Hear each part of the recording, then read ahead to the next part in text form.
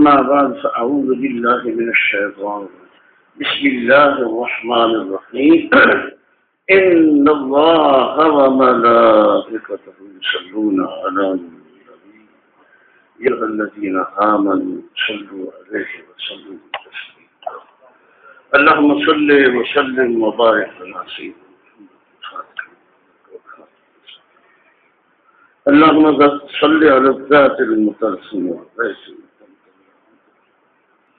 طلعت الحق الرسول اللهم رب الحل والحرام ورب المشرق ورب البيت الحرام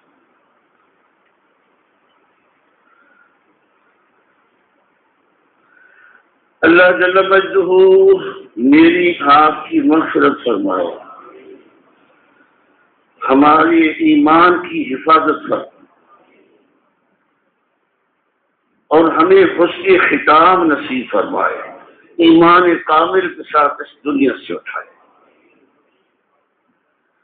حج کا ایک مقصد صوفیاء کرام رضوان اللہ علیہ جو گزر گئے، جو موجود ہے اور انشاءاللہ آئندہ آئیں گے، ان کے مشرب کے مطابق میں نے ایک اشارہ کیا تھا۔ لکھنے کی ضرورت نہیں ہے، ٹیپ کرنے کی ضرورت نہیں، خود سمجھو، اگر سمجھ آ جائے، پسند آئے تو عمل نہ کرو، نہ پسند آئے تو بے شمار مخلوق ہے، دنیا بھری پڑی ہے، دلدل میں پھنسے ہوئے ہیں، الا ماشاء اللہ۔ اعوذ باللہ الرحمن الرجیم، بسم اللہ الرحمن الرحیم، والعصر، قسم ہے زمانے کی، ان الانسان لفی خسر، انسان خسارے میں ہے، جتنے انسان پیدا ہوئے سب خسارے میں ہے۔ والعصر، قسم ہے محمد الرسول کے زمانے کی، ان الانسان لفی خسر، انسان نقصان اور خسارے میں ہے، الا الذین آمنوا، جس نے حضور علیہ السلام پر یقین کر لیا اور حضور علیہ السلام کے رب کریم پر یقین کر لیا اور وہ صدیق اکبر ہے۔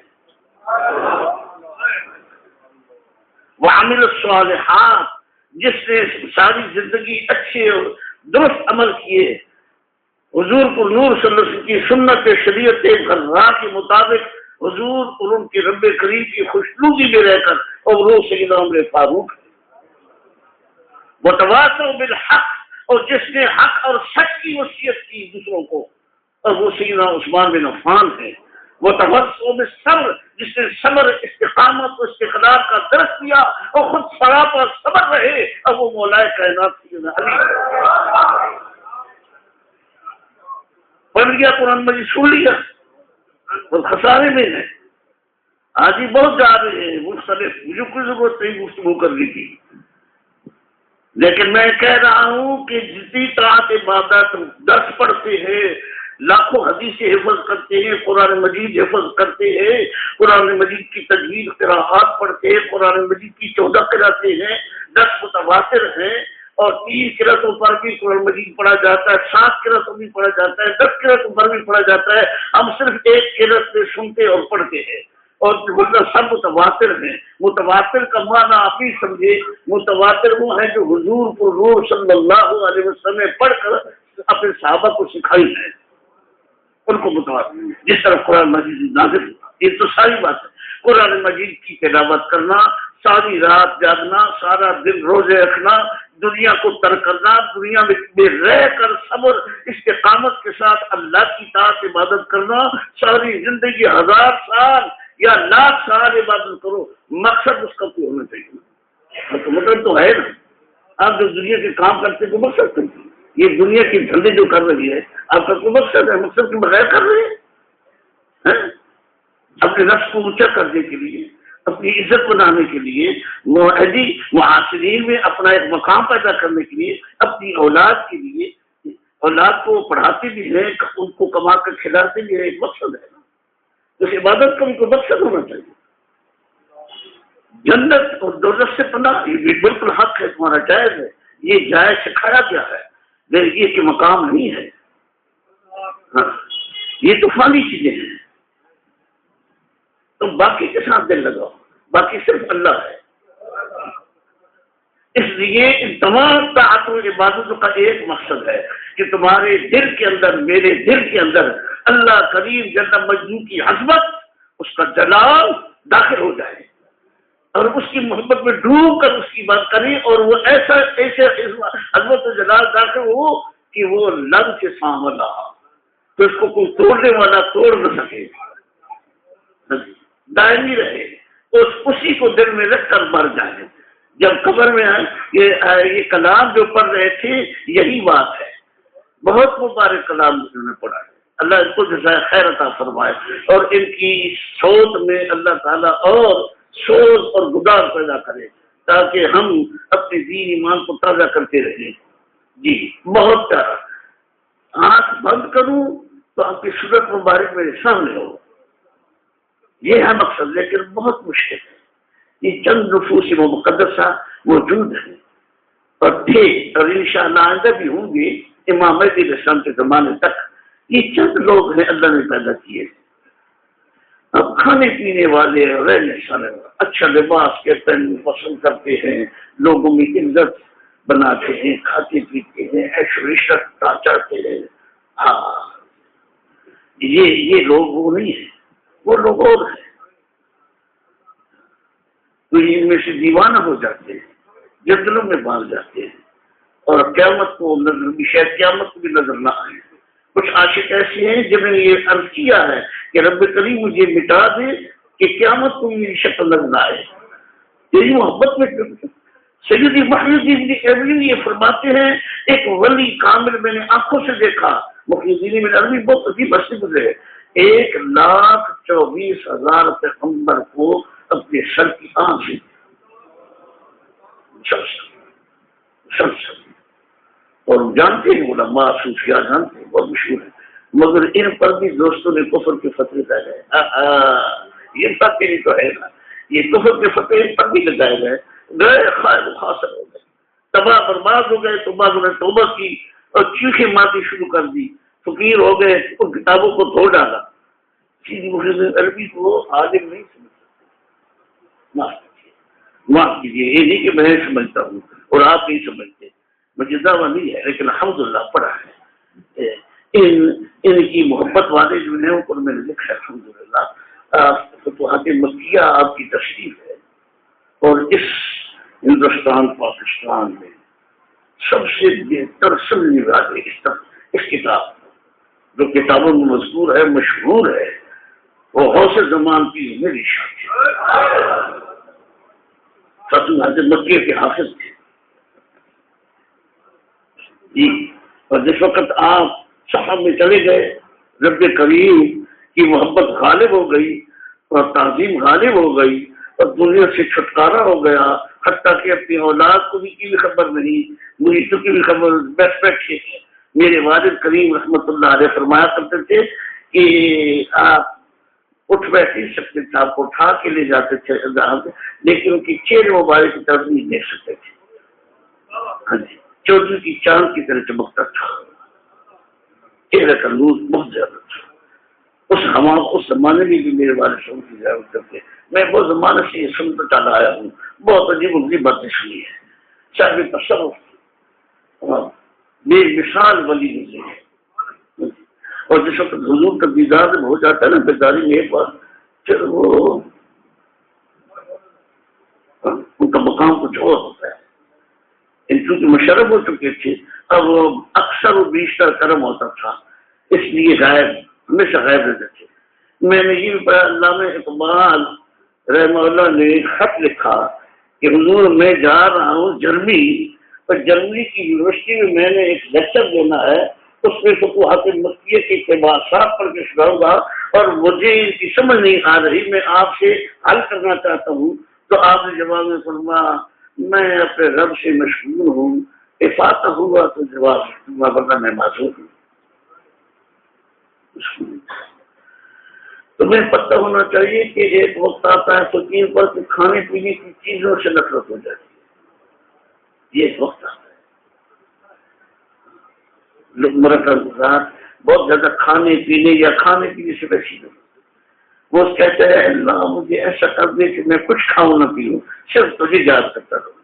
لیکن انسان ہے جو انسان یہاں جو چیز یہاں پیدا ہوتی زمین پر اس کو کھانے پینے کی ضرورت ہے، خواہ وہ ولی ہے خواہ وہ پیغمبر ہے، لیکن ولی اور پیغمبر کچھ طریقے سے کھاتا ہے، ہم تو حیوانوں کی طرح حیوانوں سے بھی آگے بڑھ کر کے کھاتے پیتے ہیں جی، بھلا ان کو کیا لگے روحانیت کے ساتھ جی۔ آنکھ بند کروں تو آپ کی صورت مبارک سامنے ہو، آنکھ کھولوں تو آپ سامنے ہو، حساب کتاب ہو تو سب اب لا شبہ یہ حقیقت ہے کہ حساب کتاب کے وقت حضور پر نور صلی اللہ علیہ وسلم موجود ہوں گے تو حساب ہاں جی جو مومن ہے کامل ہے اس کے لیے اللہ پاک یہ ہے مقصد، اور ایسے گزرے ہیں موجود ہیں انشاءاللہ موجود ہے، وہ تلاش کرنے سے دیوانے ہو جاتے ہیں، ان کو نہ لباس کی شوق ہے، نہ گرمی کی پرواہ ہے، نہ سردی کی پرواہ ہے، نہ اپنے بگانے کو۔ ایک ولی جب مدہوش ہو گئے تو جو یار تھے دوست کے قریبی وہ جب آ کر سلام کر دیتے آپ بے ہوش ہوش، جس طرح جو پاگل ہوتا ہے وہ پاگل نہیں ہوتے، وہ بہت ذہین ہوتے، ان کے دماغ ان کا دل عرش معلیٰ پر لگتا ہوتا ہے۔ فرشتے نظر آتے ہیں، جب فرشتے نظر آئیں اور یہ پیغمبروں کی ارواح تربیت کریں تو حال کوئی اور ہوتا ہے۔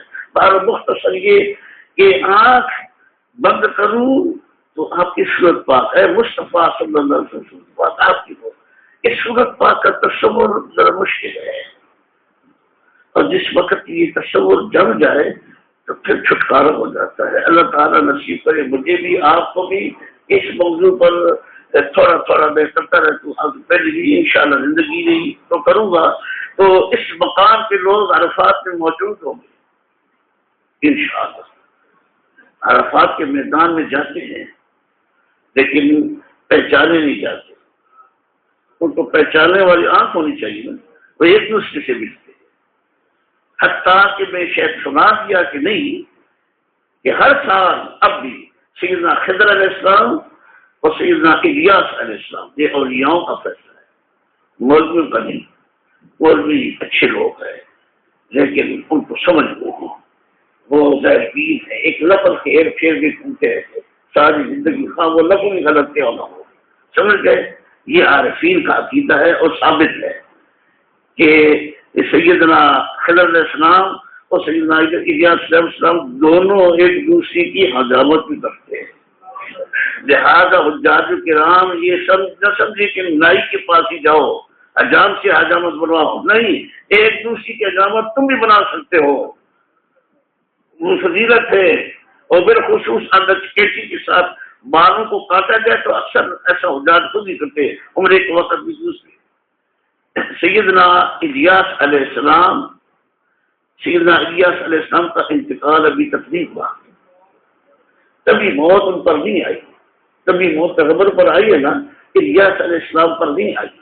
آپ آسمانوں میں گھوم رہے ہیں، زمین پر بھی گھوم رہے ہیں، اور سیدنا خضر علیہ السلام پر بھی تبھی موت ابھی تک نہیں آئی، تبھی موت لازمی ہے، خواہ پیغمبر ہو سوائے رب کے، کہ موت اللہ کے لیے نہیں لکھی گئی، کیونکہ وہ حی و قیوم ہے، موت تو وہ خود پیدا کرتا ہے، ہاں وہ تو مالک ہے، موت بھی زندگی، موت بھی مخلوق ہے، زندگی بھی مخلوق ہے، اس لیے سمجھو۔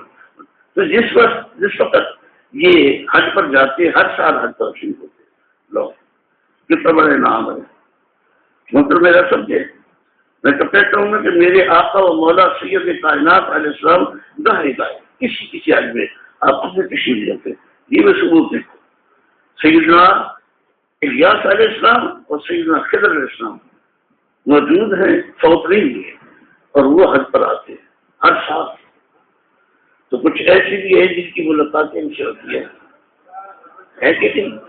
ہاں، وہ باطل کی آنکھ والے سے ملاقات کرتے ہیں، اور جمرات کے قریب مینا کے اندر ایک دوسرے کی حجامت پڑھتے ہیں، جب پڑھتے ہیں بسم اللہ ما شاء اللہ لا یسوق الخیر الا اللہ، بسم اللہ ما شاء اللہ لا یصرف السوء الا اللہ، بسم اللہ ما شاء اللہ ما کان من نعمت فمن اللہ، بسم اللہ ما شاء اللہ لا حول ولا قوت الا باللہ العلی العظیم.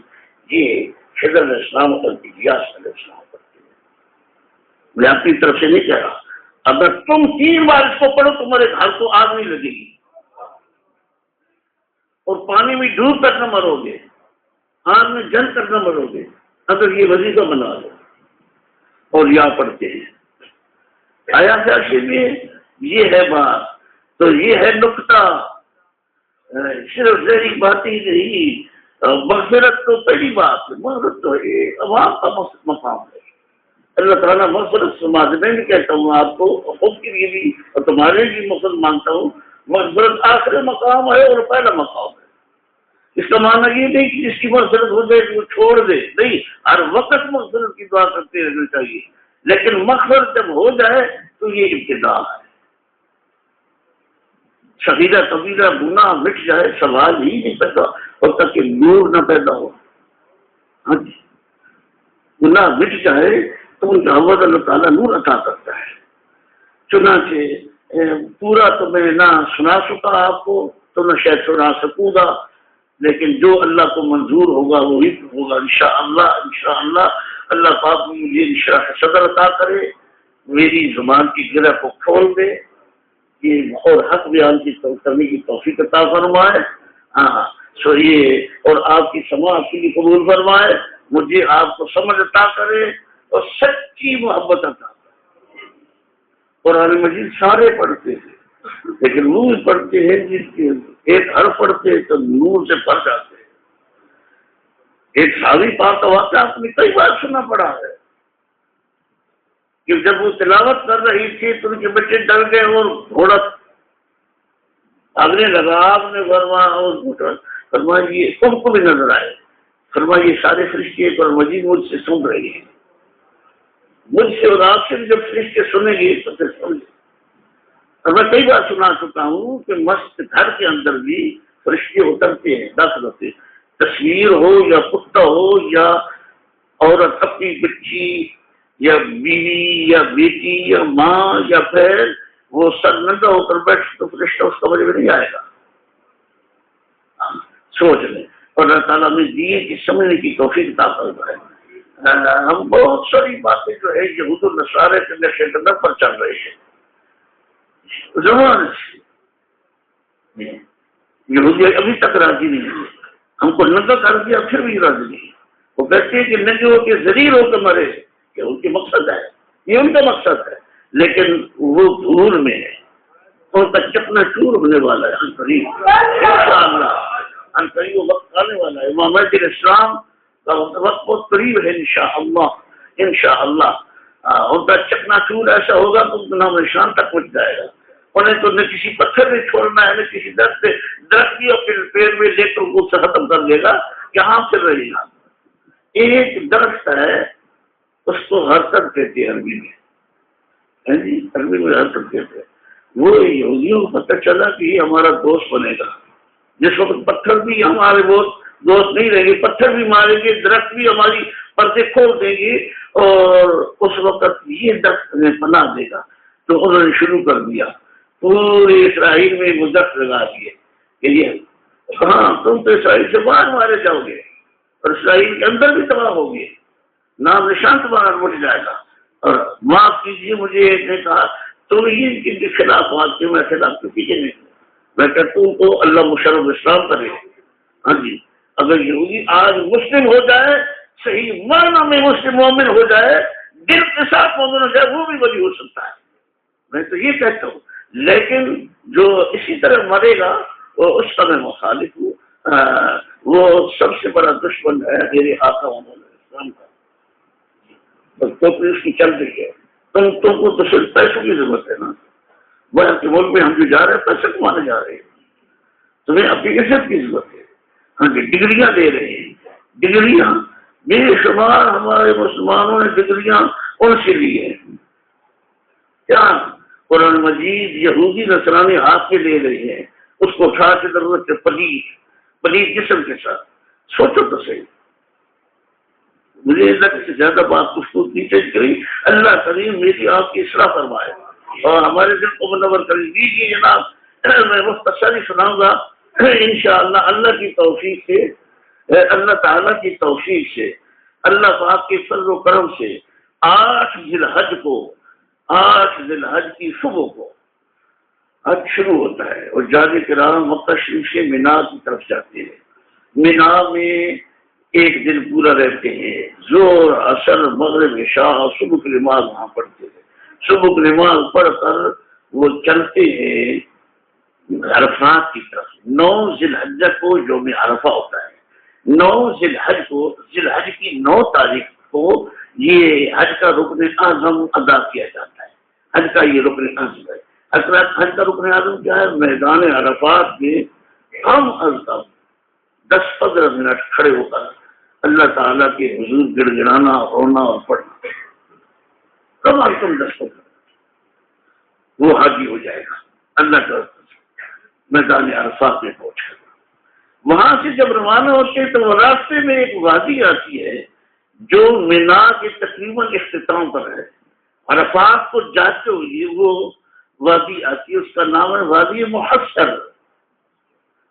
وادی محصر، وہاں بورڈ بھی لگا ہوا ہے، ہر کسی کو پتہ نہیں، وہاں ٹھہرنے کی اجازت نہیں، وہاں رات گزارنے کی اجازت نہیں، دن گزارنے کی اجازت نہیں، اور حجاج جو چل رہے ہیں ان چلنے والے حجاج کو دوڑنے کا حکم ہے۔ اس وادی سے دوڑ کر گزر کے جاؤ، اور جو بسیں ہوتی ہیں، گاڑیاں ہوتی ہیں، ان کو بھی تیزی کے ساتھ وہاں سے دوڑاتے ہیں۔ کوئی گاڑی وہاں کھڑی نہیں کرتے، نہ اگر کھڑی کریں گے تو مخالفت ہے، اسلام کی مخالفت ہے۔ جو شخص وہاں ٹھہر جائے، آہستہ چلے یا گاڑی کے اندر بیٹھ کر وہاں ٹھہر جائے، اس کا مطلب ہے کہ جو ابرہہ کا لشکر تباہ ہوا ان کے ساتھ یہ بھی شامل ہو جائے، اب تباہ ہونے والوں بھی شامل ہو جائے۔ اس کی حکم ہے کہ وادی محشر میں دوڑ کر، یہ کیا ہے؟ حج بیان ہو رہا ہے، حج کا احکام یہ احکام ہے، یہ مناسک ہے، تو مناسک کہا جاتا ہے۔ یہ 5 نمازیں جو پڑھی آپ نے، ایک دن وہاں رہے، یہ مناسک ہے، یہ احکام ہے۔ اصل بات آگے اور آئے گی، یہ ذہنی جسم کے ساتھ ان کا تعلق ہے، دل کے ساتھ، جسم کے ساتھ، احترام کے ساتھ وہاں ٹھہرو، پورا دن ٹھہرو، اور مسجد فیس میں آپ موقع ملے تو زیادہ اچھا ہے، نہیں تو اپنے خیموں میں نماز پڑھو، 5 وقت کی نماز جماعت کے ساتھ، اور صبح نماز پڑھ کے وہاں سے رخصت ہوتے۔ وادی محشر سے بھاگ کر حکم ہے چلنے کا، کیونکہ ہم تو پیدل بھی جاتے رہے بہت زیادہ، اور واپسی پر بھی آؤ تو اگر وادی محشر سے گزرو تو تیزی کے ساتھ گزرو۔ یہ سنو کہ وادی محشر کون سی جگہ ہے، یہ بھی واقعہ سنو، اور تھوڑی غیرت بھی پیدا کرو۔ ہاں جی، غیرت ہی ہے۔ غیرت کرنے والا کوئی غلط بھی ہو تو اللہ رسول کے لیے غیرت کرے گا، اللہ پاک اس پر بھی رحمت نازل کرے گا۔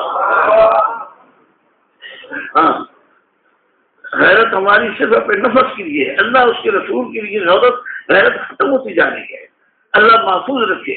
لیکن عاشق ہیں، اللہ اس کے رسول کے نام پر اپنی جان دینے والے موجود ہیں، اللہ کے فضل سے اور ہے یہ، اور ہم سب کو مومن کو حکم ہے کہ اپنی جان سے دل ادا کرو، اللہ اس کے رسول کے نام پر قربان ہو جاؤ۔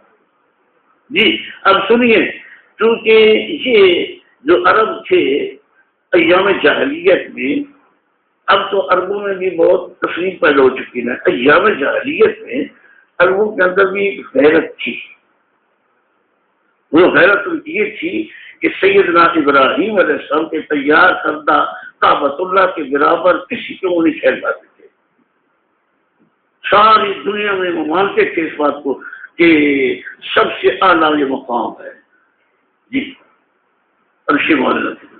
اور اس کے علاوہ اس زمانے میں بھی جب مکہ شریف کے لوگ تجارت کرنے شام جاتے تو ان کی بڑی عزت کی جاتی۔ یہ سورت پاک میں موجود ہے، جو پڑھے لکھے کو معلوم ہے، مجھے وقت نہیں ہے تو آیت بار میں پڑھ کے آپ کو ترجمہ سناؤں۔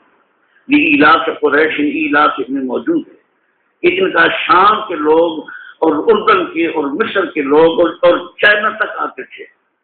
یہ لوگ احترام کرتے تھے، غیر مسلموں کا احترام کرتے تھے کعبۃ اللہ کی وجہ سے کہ مکہ شریف کے رہنے والے ہیں، اور اب تو زیادہ ہونا چاہیے، ہم مسلم ہیں، وہ بھی مسلم ہیں، ہم مسلمان ہیں اللہ کے فضل و کرم سے، رب کریم کے فضل و کرم سے، سید کائنات علیہ السلام کا کلمہ پڑھنے والے ہیں، اور مکہ شریف کے رہنے والے بھی ذہنی طور پر کلمہ پڑھنے والے ہیں، ذہنی طور پر کسی کافر کو وہاں داخل ہونے کی اجازت نہیں، سمجھ گئے؟ تو ایک عرب تھے غیور، اس عرب غیور کی بات سناؤ جی، یہ تاریخ میں موجود ہے، سیرت کی کتابوں میں موجود ہے اور صحیح حوالہ ہے کہ صنعاء کے اندر جو یمن کا داخلہ ہے، وہاں کا جو طاغوت تھا، شیطان جو بادشاہ تھا وہاں کا، اس نے کعبۃ اللہ کے مقابلے میں تیار کیا، کعبۃ اللہ کے مقابلے، کعبۃ اللہ کے برابر میں مقام تیار کر رہا، اسے تیار کر دیا۔ یہ بات پھیل گئی عربوں کے اندر، اس نے اعلان کیا کہ فلاں تاریخ کو جشن منائیں گے کہ ہم نے بھی یہ تیار کر دیا ہے، اب میں تو کعبۃ اس کو نہیں کہہ سکتا، سمجھ گئے؟ لیکن اس نے ایک مقام تیار کیا کعبۃ اللہ شریف کے مقابلے میں، عربوں میں یہ بات پھیل گئی اور پتہ چلا کہ فلاں تاریخ کو جشن منائیں گے، خوشی منائیں گے۔ تو ایک عرب حضور گیا، تم تو کہو گے بڑا غلط کام کیا، یہ یہود و نصارہ کے نقش قدم بڑا غلط کیا، لیکن اس کی غیرت کو داد دیتے ہیں کہ آگے دیکھو اللہ پاک کیا کرتے ہیں۔ وہ غیرت بن گیا، اس کے مکان کے اندر جا کر گندگی کر دی، گندگی کر کے اس کی دیوار کے اوپر مر دیا، ساری دیوار کو گندا کر دیا۔ انہوں نے جب دیکھا، اس نے کہا یہ قریش کا کوئی آدمی آیا ہوا تھا، عرب کا، یہ مکہ شریف کی طرف سے کوئی ایک آدمی آیا تھا، یہ کام اس نے کیا ہے۔ سارے تاریخ معلومات کرتے رہے، بالآخر معلوم خیال آیا کہ وہی ہے۔ اس نے اپنے ہاتھوں کے ساتھ لشکر کشی کی، اپنی پوری فوج کو بلایا اور ہاتھی کچھے کر کے کعبۃ اللہ کو شہید کرنے کی کوشش کی، کعبہ مشرفہ کو، اللہ کے گھر کو شہید کرنے کی کوشش کی، اور لشکر لے کے آیا، اور جس وقت آیا تو مکہ شریف کے لوگوں نے شور مچا دیا، اور سیدنا عبد المطلب حضور صلی اللہ علیہ وسلم کے دادا مبارک آپ سے درخواست کی، کیونکہ آپ کعبہ شریف کے خدمتگار تھے اور پورا عرب آپ کو تسلیم کرتا تھا، جو مومن تھے وہ بھی، جو کافر تھے وہ بھی۔ سیدنا عبد المطلب سے درخواست کی کہ ضرور پڑے کہ وہ بہت بڑا لشکر لے کے آ رہا ہے، تمہارے پاس تو کچھ سامان، آپ کیسے مقابلہ کریں گے؟ فرمایا تم آپ کے خیر مناؤ، اس کعبۃ اللہ کا ایک خالق رب ہے، وہ خود اس کی حفاظت کرے گا، وہ خود اس کی حفاظت کرے گا۔ انہوں نے کیا کیا، سیدنا عبد المطلب کے بہت سارے اونٹ تھے، اس زمانے میں بہت بڑا مال اونٹ سمجھا جاتا تھا، بھیڑ بکری ہوتی تھی لیکن اونٹ بہت قیمتی چیز تھی۔ سیدنا عبد المطلب کے سارے اونٹ انہوں نے گھیرے میں لے لیے، ان کو جمع کر لیا اور قبضہ کر لیا۔ سیدنا عبد المطلب کو خبر ہوئی، آپ اونٹ پر سوار ہو کے وہاں تشریف لے گئے۔ ایک بات جو بہت سنی، لیکن غور سے سنو کہ اب رہا جس ہاتھی پر سوار تھا، اس ہاتھی نے اپنی نکیل سمیت اسے سجدہ کیا، تو کیا سیدنا عبد المطلب کے سامنے، اور کہا میرا سلام ہو اس نور پر جو نور آپ کی پیشانی مبارک میں ہے۔ سید کائنات علیہ السلام کو سلام کیا، اور رب کریم نے فرمایا الم تر کیف فعل ربک باصحاب الفیل، اے مصطفیٰ صلی اللہ علیہ وسلم، آپ اپنی روحانی طاقت سے اس وقت مشاہدہ کر رہے تھے، آپ کی ابھی ولادت نہیں ہوئی تھی، آپ نے دیکھ لیا نا کہ فیل والے ہاتھیوں والوں کا حال اللہ نے کیا کیا جی؟ وہ اس کو مارتا رہ گیا، اس کو زخمی کر دیا، لیکن اسے سر نہیں اٹھایا۔ ان کا میں سلام کرتے اس نور مبارک پر جی۔ اور ادھر ہی سیدنا عبد المطلب نے اپنے اونٹ چھین لیے، اور اللہ تعالیٰ نے ابابیل کو بھیج دیا، ابابیل نے آ کر کھنگر برسائے، الم یجعل کیدہم فی تدلیل وارسل علیہم طیرا ابابیل، ان کے اوپر ابابیل کے پرندوں کو بھیجا اور انہوں نے کھنگر برسا کر ان کو بالکل بھوسے کی طرح کر دیا. ان کے ہاتھی بھی اور وہ انسان بھی بھوسے کے دانے کی طرح. جو وہ بھوسا کھایا جاتا ہے جو جانور کھاتے انسان نہیں کھاتے, جو بھوسا جانور کھاتے. فرمایا رب کریم نے ان کا حال ہی کیا, وہ ان جانوروں کے خوراک بنا کے اس کو بھوسا کر دیا اور تباہ ہو گئے. یہ وادی محصر ہے. اس کو اللہ تعالیٰ نے حج کے احکام میں شمار کر دیا کہ حاجیو تم آؤ. اور سید کائنات علیہ السلام کا معجزہ جہاں ظاہر ہوا, یہ سرکار مدینہ کی ارحاسی معجزات ہے. ارحاسی معجزہ کس کو کہتے ہیں؟ جو آپ کی ولادت پاک سے پہلے, آپ کی ولادت پاک کے بعد, آپ کی نبوت کے اعلان کرنے سے پہلے جو معجزے ظاہر ہوئے ان کو ارحاسی معجزہ کہتے ہیں. یہ سید کائنات کا ارحاسی معجزہ تھے اور وہ تباہ ہو گئے. سرکار سعید عبد المطلب جوش خروش کے ساتھ اپنے اونٹ پر سوار ہو کر واپس آ گئے. آپ نے فرمایا میں نے تو کہا تھا کسی کی رسائی میں ہی ثابت ہوا تھا اس کا آپ کا رب ہے جس نے انتقام لے لیا ان سے, ان کو تباہ برباد کر دیا. یہ وادی محصر ہے. وادی محصر سے گزر کے ادھر ادھر سے بھی جاتے تھا. اب تو سڑکیں بہت ہو چکی ہے لیکن وادی محصر سے جو گزرے دوڑ کر گزرے وہاں بیٹھنے کی اجازت نہیں. عرفات کے میدان میں بھی ایک وادی ہے جس کو وادی اورنا کہتے ہیں. وادی اورنا میں شیاطین ہوتے ہیں, وہاں بھی حاجیوں کو چہرے کی اجازت نہیں.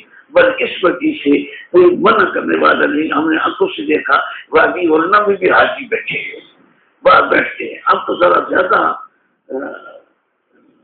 وہاں کے انتظامات بہت ہی اعلیٰ ہے اور ٹینٹ جو ہے حجاج کے خیمے وہ زیادہ بہتر ہے کہ مسجد نمرہ سے پیچھے ہو.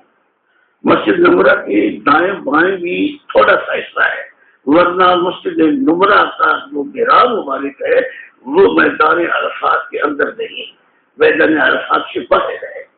یہ بڑے بڑے علماء آپ کو وہاں بتائیں گے. اگر وہ میدان عرفات سے باہر ہے, نماز نہیں پڑھی جاتی ہے لیکن وقوف کے لیے, میں وقوف کی بات کر رہا ہوں, وقوف کا بنا ٹھہرنا, وقوف عرفات کی جگہ مسجد نمرہ سے پیچھے پیچھے. مسجد نمرہ کی نماز پڑھی جاتی ہے اور عرفات کے میدان میں پڑھائی کی جاتی ہے, اللہ کا ذکر کثرت سے کیا جاتا ہے.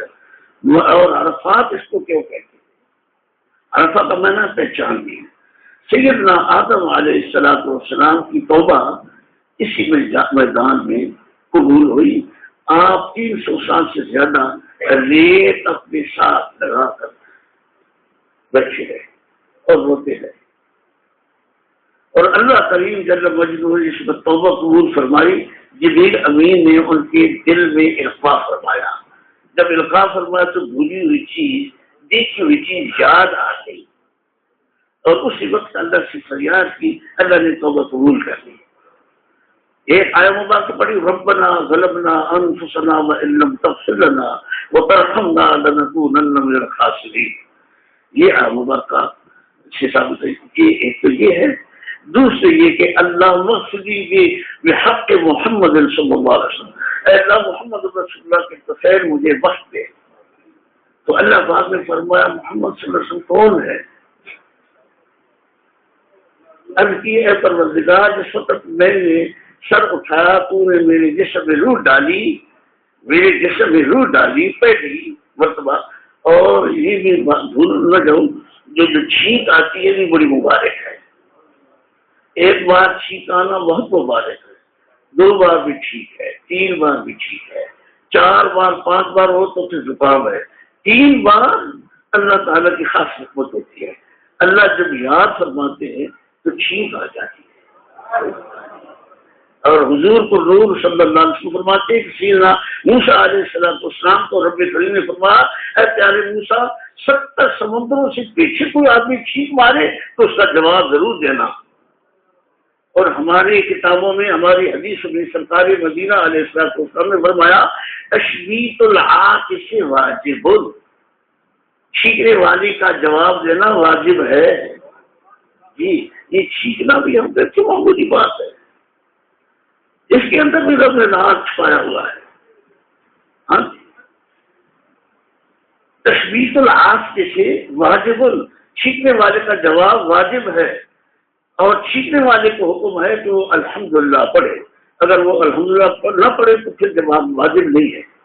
جب وہ الحمدللہ پڑھے الحمدللہ رب العالمین علی کل حال من الحال وصلی اللہ علی النبی الامی سیدنا محمد یہ بھی پڑھے پورا، تو سننے والے کو کیوں پر واجب ہے کہ وہ جواب اس کو دے، وہ کہے گی رحمک اللہ. اور وہ پھر تیسری بات ہے یہدیکم اللہ ویصلح بالکم. مگر مقصد یہ ہے کہ چھینکنا، یہ جو چھینک آتی ہے ایک بار یا دو بار، چھوٹے معصوم بچوں کو بھی چھینک آتی ہے، یہ اللہ پاک اس کی نشو و نما بہتر کرتا ہے اور اللہ اس کو بھی یاد کرتا ہے. اللہ پاک کی خصوصی رحمت جب بچے پر، معصوم بچے پر اترتی ہے تو اس کو چھینک آ جاتی ہے. اور سید کائنات صلی اللہ علیہ وسلم کا فرمان ہے، ہم نے تجربہ کیا ہے کہ دو گروہ آپس میں بحث کر رہے ہوں، مثال کے طور پر کوئی صلح کی بات ہو یا کوئی مسئلہ ہو، گفتگو کر رہے ہوں، تو جس آدمی کو گفتگو کرتے وقت فوراً چھینک آ جائے وہ بات حق ہے، اس پر عمل کرو.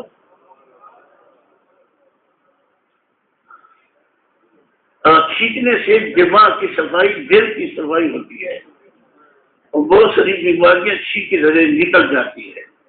ہاں یہ بھی ایک تو ڈاکٹر حکیم بھی مانتے ہیں جو ماہر ہیں سمجھدار، لیکن روحانی بزرگ تو یہ کہتے ہیں. لیکن سیدنا آدم علیہ السلام کے جسم مبارک میں جب اللہ پاک نے روح پھونکی تو سب سے پہلے آدم علیہ السلام کو چھینک آئی، آیا تھا چیزیں، اور چھینک سے آپ کے نور کی شعاعیں نکلی. چھینک کے اندر بھی نور ہے، اللہ مجھے تم کو عطا کر دے.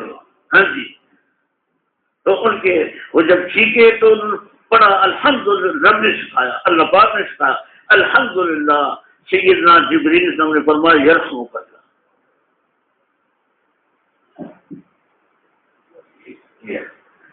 تو آدم علیہ السلام، یہ تو آدم علیہ السلام کی وجود پاک بحال ہو گیا.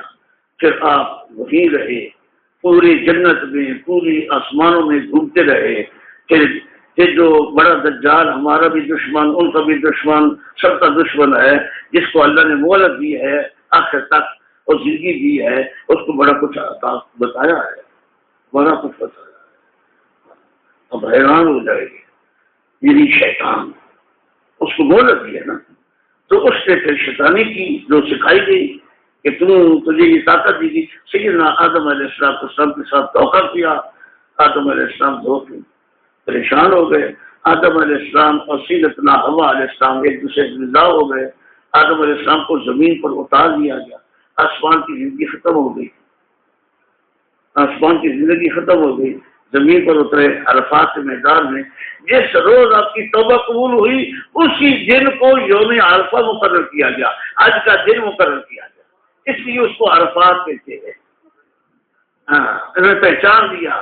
جس وقت کہا اللہ مغفر لی بحق محمد صلی اللہ علیہ وسلم، وہ تو ہے ہی نہیں، تو ان کو کیا دے. اے اللہ پاک، جس وقت تو نے میرے جسم میں روح ڈالی، میں نے سر اٹھایا تو عرش معلیٰ کے ستونوں پر لا الہ الا اللہ محمد الرسول اللہ. میں یہ سمجھ گیا کہ لا الہ الا اللہ سے تیری صفت ہے، محمد الرسول اللہ تیرے بہت ہی قریبی ہو گئی، بہت ہی پیارے ہوئی. اور میں سچ تجھے کہا ہے، وہ میرا بہت پیارا ہے، وہ میرا بہت لاڈلا ہے. اگر وہ نہ ہوتے تو میں زمین آسمانہ پیدا کرتا، اگر وہ نہ ہوتے تو میں تیری توبہ بھی قبول نہ کرتا، تجھے پیدا بھی نہ کرتا. لیجیے میں نے اس کے طفیل، ان کی برکت کے طفیل آپ کو معاف کر دیا ہے. تو جو بھی تیری اولاد سے یہاں آئے گا میں اس کو بھی معاف کر دوں گا. لہٰذا یہ بات یہ ہے، ایک یہ. تو دوسری یہ کہ سیدنا ابراہیم علیہ السلام کو حکم ہوا کہ اپنے پیارے بیٹے کو میرے راستے میں قربان کرو.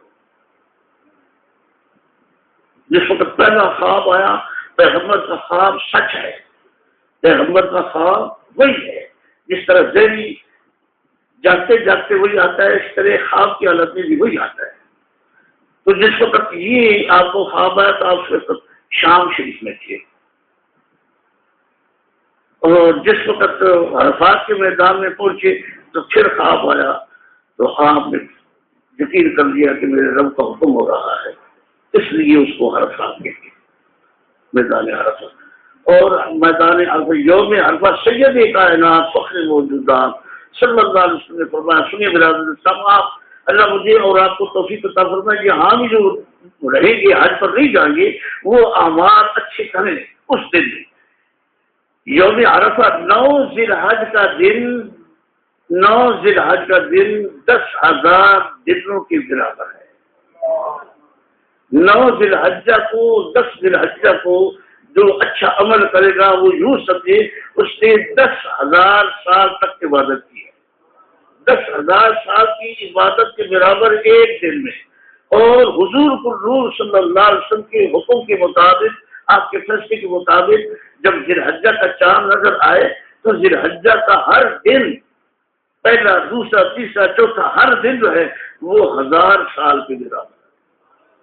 کہ جو شخص ذی الحجہ کی رات کے دن میں کوئی عمل کرے گا تو سمجھے کہ 1000 سال کی عبادت کا ثواب اس کو مل گیا ہے اور 1000 سال تک اس نے عبادت کی ہے. لیکن ذی الحجہ یوم عرفہ وہ 10,000 سال کے برابر، اور اس دن کوئی گناہ بھی نہیں رہتا. سید کائنات فخر موجودات صلی اللہ علیہ وسلم کے پاس صحابہ کرام فرماتے ہیں کہ ایک کبیر انصار کا شخص آیا اور اس سے عرض کی، حضور میں کچھ میری درخواست ہے، میں درخواست کرنا چاہتا ہوں.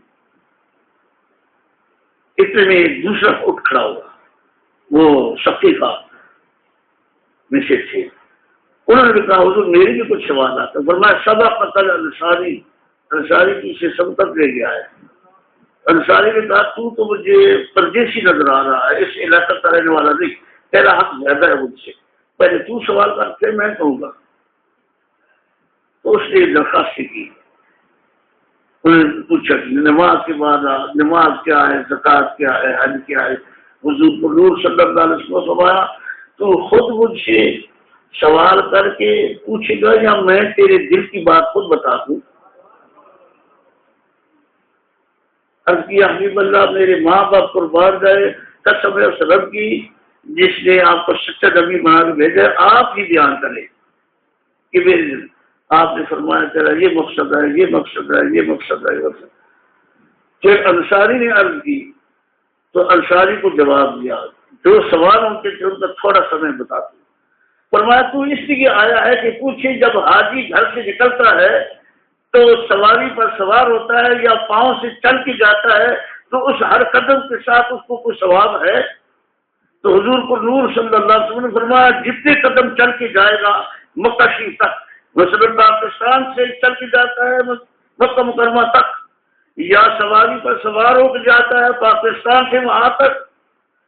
جی تو سواری تو ہوائی جہاز ہے نا، تو ہوائی جہاز ایک ایک قدم کے برابر جو ہوائی جہاز چلتا ہے، ہوا میں پرواز کرتا ہے، وہ ایک ایک قدم کے برابر نیکی لکھی جائے گی، ایک ایک قدم کے برابر جتنے گناہ ہے وہ معاف ہو جائے گی. اور حضور پاک صاحب صلی اللہ علیہ وسلم نے جب رات کے اس سے یہ بھی پوچھا یا حبیب اللہ یہ جو حجامت بنواتے ہیں حاجی اس کا کیا؟ فرمایا ہر وہ جو ہر بال تمہارا جو نیچے گرے گا اس کے ساتھ تمہارا گناہ معاف ہو جائے گا اور اللہ ایک نور پیدا کرے گا. وہ ایک نور پیدا کرے گا جو قیامت تک رہے گا، ہر بال کے برابر میں نور. تو ہم کیوں نہ اپنے آقا و مولا اسلام کی نور کی زیارت کریں؟ جی نور مبارک سرکار مدینہ اسلام کا نور ہے، آپ کے وجود کا ٹکڑا ہے. تمہارا بال گر جائے اللہ قبول کر دے، میرا بال گرے اللہ قبول فرمائے، تو اس بال کے گرنے ہر بال کے برابر، ہر بال کے مقابلے میں اللہ نور عطا کرے گا کیا مجھ کو، تو گناہ بھی بخشا جائے گا. نور ہے نا، نور اللہ عطا کرے گا کہ جن کو بنایا ہی نور ہے، جن کا خون مبارک بھی نور، ان کا گوشت مبارک بھی نور، ان کا تمام وجود نور مبارک آپ کی. تو سید کائنات علیہ السلام نے اپنے وہ مبارک تقسیم کیے تھے. کسی صحابی کے پاس 3 تھے، کسی کے پاس 4 تھے، کسی کے پاس 1 تھا. لیکن میرا اور آپ کا بال مسجد میں نہیں گرنا چاہیے، اگر گر جائے تو اٹھا لینا چاہیے، اٹھا کے دفنا دیں. تو بہت بڑا گناہ ہے، بہت بڑا گناہ ہے. لیکن سید کائنات اسلام کا تو نور والے پہلے سے نور ہے، اس لیے اللہ آپ کو مشرف کرے اس کی دیدار سے، ہیں لوگوں کے پاس، بزرگوں کے پاس ہے اور چلے آ رہا ہے، یہ وراثت چلی آ رہی ہے، قیامت تک انشاءاللہ رہے گی اور آخر میں حضور کے پاس چلے جائے گی، فرشتے اٹھا لیں گے۔ فرمایا کہ جمرات، تو فرمایا جمرات کے بارے میں پوچھتے ہو کہ جمرات کو کنکری تو ماری جاتی ہے؟ تو فرمایا میرے مالک مولا علیہ السلام نے کہ جمرات کو جو کنکری لگاتا ہے یعنی وہ شیطان کو کنکری مارتا ہے، یہ مشہور ہے نا، شیطان کو کنکری مارتے ہیں، وہ شیطان ہی کو مارتے ہیں۔ یہ کس کی سنت ہے؟ سیدنا ابراہیم علیہ السلام کی۔ سیدنا ابراہیم علیہ السلام کی سنت پر میرے آقا و مولا نے عمل کیا ہے اور عمل کر کے ہم کو سکھایا ہے کہ یہ جمرات کو یہاں کنکریاں ضرور لگانا، لیکن اس میں ایک اور بھی بات ہے جو ہم لوگوں کو پتہ ہے، بتاتے بھی نہیں، کنکری پاک ہونی چاہیے، کیونکہ وہاں لوگ بیٹھ کر گولو براز نہیں کرتے ہیں، جہاں گولو براز کریں اس کنکری کو دھو لینا چاہیے، ہمیں بزرگوں نے سکھایا ہے۔ اگر تمہیں پتہ ہے کنکری کیسی ہونی چاہیے، بڑا پتھر نہیں ہونا چاہیے، جوتا نہیں، حرامی تو شیطان کو خوراک ہے، خوش ہوتا ہے مجھے جوتے لگا رہے ہیں، وہ تو خوش ہوتا ہے، جو کچھ گناہ وہ کر کے آتے ہیں ان کو اور گناہ گار کر کے بھیجتا ہے۔ وضو کی حالت میں حکم ہے، کیونکہ عبادت میں شمار ہے نا، مناسک حج بھی ہے نا، تو حج کی جتنی مناسک ہیں ان میں وضو کا ہونا چاہیے، وضو کی حالت میں کنکری لگانی چاہیے، اور کنکری ہر کنکری بات کے وقت ذکر کرنا چاہیے۔ اللہ پاک نے ہمیں حکم کیا ہے کہ قدم قدم پر ذکر کرو، چلتے وقت بھی، بیٹھتے وقت بھی، اٹھتے وقت بھی، دوسرے سے ملاقات کرتے وقت بھی ذکر زیادہ کرو، ذکر سے برکت ذکر کا اپنا نور ہے۔ آپ صلی اللہ علیہ وسلم نے فرمایا کہ تو میرے سے پوچھ رہا ہے کہ جمرات کو کنکری مارنے کا کیا فائدہ ہے؟ فرمایا اس کا ثواب جو ہے وہ قیامت کو اللہ ظاہر کرے گا۔ ایک حدیث میں فرمایا اس کے لیے نور پیدا ہوتا ہے، جو ایک کنکری برابر مقابلے میں ایک نور اللہ پیدا کرتا ہے جو اس کو قیامت کو ملے گا۔ ایک حدیث میں ہے کہ اللہ تعالیٰ خزانہ کر کے وہ تحفہ اس کے لیے اپنی بارگاہ میں رکھے گا، قیامت کو اس کو عطا کرے گا۔ اس حدیث میں ہے کہ اس کا راز اللہ تعالیٰ قیامت کو ظاہر کرے گا۔ کنکری لگانے کا ایک راز ہے جو ظاہر، اور چوتھی بات یہ ہے کہ سید کائنات علیہ السلام نے فرمایا کہ جس کی کنکری قبول ہو جاتی اس کو فرشتے اٹھا لیتے اور غائب کر دیتے، اور جو کنکری قبول نہیں ہوتی وہ نیچے گر جاتی ہے، ورنہ ایسے ہو تو پہاڑوں سے بھی بڑا پہاڑ بن جاتا۔ تو جمرات کی کیا راز ہے؟ سیدنا ابراہیم علیہ السلام کے سامنے شیطان لڑتے کانپتے کانپتے کہنے لگا، حضور کچھ شیطانی کرنا چاہتا ہے، آپ کدھر جا رہے ہیں؟ آپ کو یہ شیطان نے کچھ سکھایا ہے، بچے کو کیوں آپ شہید کرنا چاہتے ہیں؟ ان کو سبق کو کر یہ کوئی لوگ آپ نے دنیا اٹھائی اس کو مردود۔ پھر دوسرے جمرات کے سامنے آیا، پھر آپ نے، اور تیسری بار سننا، اور یہ بھی روایت ہے کہ حضور سیدنا ابراہیم علیہ السلام کے سامنے ایک جگہ سختی سے اس کا نقصان ہوا، ایک جگہ سیدنا ابراہیم علیہ السلام 3 جگہ سے پہنچے، تو ایک جگہ سیدنا سارہ علیہ السلام کو درخواست کی کہ جی کہاں جا رہے ہیں؟ یہ تو تمہارے بیٹے کو شہید کرنے جا رہے ہیں۔ پر عرض کی اللہ پاک نے حکم کیا ہوگا، کنکری اٹھا کے لگائی۔ ایک جگہ میں سیدنا اسماعیل علیہ السلام کے دل میں وسوسہ ڈالنے کی کوشش کی، میں آپ بتا رہا ہوں کہ حضرت کا پیچھے کرتے ہیں لیکن کامیاب نہیں کہ سیدنا اسماعیل السلام کے سامنے لڑکھڑاتے ہوئے کیا کہ آپ کہاں جا رہی ہیں؟ آپ نے فرمایا کہ رب کریم کا حکم ہے تو جا رہے ہیں، آپ نے بھی کنکری لگا دی۔ مطلب کہ کنکریاں جو ہم مارتے ہیں یہ حجاج کرام، یہ سنت ہے ابراہیم علیہ السلام کی۔ ابراہیم علیہ السلام نے تمہیں شیطان کو کنکری لگائی، وہ مناسک حج میں شمار ہو گئی۔ مینا میں ٹھہرنا بڑی عجیب بات، حج کے بعد سیدنا علی سے پوچھا گیا کہ حضور جی عرفات میں کیوں ٹھہرتے ہیں اور مزدلفہ میں کیوں ٹھہرتے ہیں اور یہ کعبہ شریف کے اندر کیوں نہیں ٹھہرتے؟ فرمایا میدان عرفہ اللہ تعالیٰ کے گھر میں داخل ہونے کا ایک دروازہ ہے، اور مزدلفہ پھر اللہ تعالیٰ کے گھر میں داخل ہونے کا دوسرا دروازہ ہے، تو دربار سے وہ داخل ہو گئے۔ مینا اس لیے کہ وہ پاک ہوتی ہے، پاک صاف ہو کر اللہ تعالیٰ ان کی ضیافت فرماتا ہے، اس کو طواف زیارت بھی کہتے ہیں۔ جو 10 ذی الحجہ کو، 11 ذی الحجہ اور 12 ذی الحجہ کو طواف کیا جاتا ہے، عرفات سے واپس آ کر قربانی کر کے ایک جمرہ کو قدرے لگا کر جو طواف کیا جاتا ہے لباس پہن کر، اس کو طواف زیارت کہتے ہیں، اس کو طواف رکن بھی کہتے ہیں، اس کو طواف صدر بھی کہتے ہیں۔ زیارت اس لیے کہ اللہ پاک کی وہ زیارت کرتے ہیں طیب طاہر ہو کر۔ اللہ پاک فرماتے ہیں لن ینال اللہ لحومہا ولا دماؤہا ولکن ینالہ التقوی منکم۔ اللہ کی بارگاہ میں جانور کا خون بھی نہیں پوچھتا، کچھ اور بھی چیز نہیں پوچھتی، لیکن تمہارا تقوی یعنی تمہاری محبت، تمہاری تعظیم، تمہارا اللہ سے خوف و خطر یہ پہنچتا ہے اللہ کی بات کرنے میں۔ لہذا اللہ تعالیٰ توفیق دے مجھے بھی، آپ کو بھی تقوی دے۔ پھر جناب مینا کیوں اس کو مینا کہتے ہیں؟ مینا اس لیے کہتے ہیں کہ سیدنا آدم علیہ السلام کی جب توبہ قبول ہوئی، وہاں سے گھومتے گھماتے اپنے بنا کے مقام پر جب پہنچے تو وہاں سے سیدنا حوا علیہ السلام سے ملاقات ہوئی۔ ان سب چیزوں کو، ہر مقام کا تعلق اللہ اس کے رسول کے ساتھ، اللہ اور اس کے رسول اور اللہ کے نیک اور بندوں کے ساتھ ہے۔ وہاں ملاقات ہوئی جنت سے اترنے کے بعد، اس کو منا بھی کہتے ہیں، مینا بھی کہتے ہیں، اور صحیح کلمہ منا ہے، آرزو کی جگہ، آرزو کے پورے ہونے کی جگہ۔ آدم علیہ السلام تلاش سے پریشان تھے اور وحشت میں تھے، گھبراہٹ ہوتی تھی۔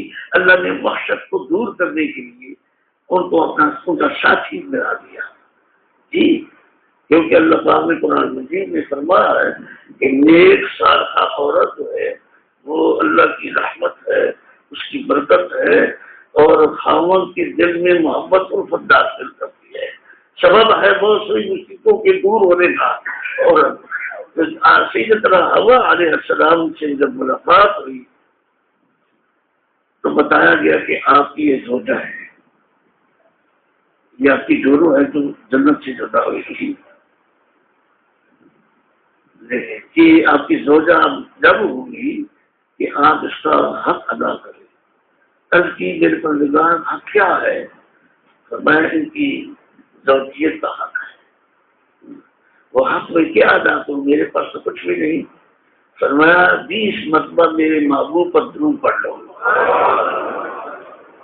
20 مرتبہ سید المرسلین علیہ السلام پر درود پڑھو، یہ انتظار ہوگا۔ یہ مہار اب ہم تو نہیں ادا کرتے، پتہ ہم کو بھی نہیں، پتہ بھی نہیں ہے۔ آپ کو یہ معلوم ہے، اس پر اعتراض کوئی نہ کرے کہ سارے مولویوں سے کچھ علماء کو پتہ ہے جو حدیث کو جانتے ہیں کہ صحابہ اکرام رضوان اللہ علیہم میں بہت سے صحابہ اکرام تمام قرآن مجید کی صورتیں مقرر ہوئی۔ پوچھا گیا کہ تمہارے پاس کوئی انگوٹھی ہے، کوئی سونا چاندی، کوئی لوہے کی انگوٹھی، کوئی کپڑا الکی، کچھ بھی نہیں۔ فرمایا کتنی صورتیں یاد ہیں؟ انہوں نے کہا فلاں فلاں صورت یاد ہے۔ فرمایا فلاں فلاں صورت، یہ تمہارا ماہ مقرر ہو گیا ہے، لیکن اب بھی یہ ماہ مقرر کر سکتے، یہ خاصہ ہے سید کائنات کا صلی اللہ علیہ وسلم، یہ خصوصیت ان کی ہے کہ اب اور اسی طریقے سے جب اجتماعی قبریں ہوئی، ایک قبر کے اندر 3 کی 4 کو دفن کیا، تو فرمایا جس کو قرآن شریف زیادہ یاد ہے اس کو سب سے پہلے دفن کرو۔ آپ بھی حفظ کرو، اللہ مجھے بھی پڑھنے کی توفیق عطا فرمائے۔ قرآن مجید کی صورتیں پڑھا کرو، صورتیں حفظ کر لو، اور یہ بھی بخشش کا ذریعہ ہے اور نجات کا ذریعہ ہے اور دنیا آخرت کی کامیابی کا ذریعہ ہے۔ اللہ کا کلام ہے، اللہ کے کلام کے سننے پڑھنے کی رب تعالیٰ مجھے توفیق عطا کرے، آپ کو بھی توفیق عطا فرمائے۔ اور کچھ بھی نہیں تو سورہ یاسین پڑھا کرو، صبح بھی اور رات کو۔ عشاء کی نماز کے بعد جو سورہ یاسین اور سورہ ملک ہمیشہ عادت بنائے گا، انشاءاللہ اسے قبر میں عذاب نہیں ہوگا انشاءاللہ۔ اللہ توفیق عطا فرمائے مجھ کو بھی اور آپ کو بھی۔ سید کائنات نے فرمایا ہے صلی اللہ علیہ وسلم، اس کی بڑی فضیلت و برکتی ہے اور قرآن مجید نور ہے۔ اس حج کے اندر بہت سے احکام ہیں جو مجھے اللہ نے سمجھ دی، تھوڑا سا سنا دیا۔ اب اللہ پاک قبول فرمائے۔ بہت سے مسائل ہیں، بہت سے فضائل ہیں اس کے اندر، بڑے بڑے فضائل ہیں کہ اللہ نے چاہا تو زندگی رہی تو پھر انشاءاللہ وآخر دعوانا الحمدللہ۔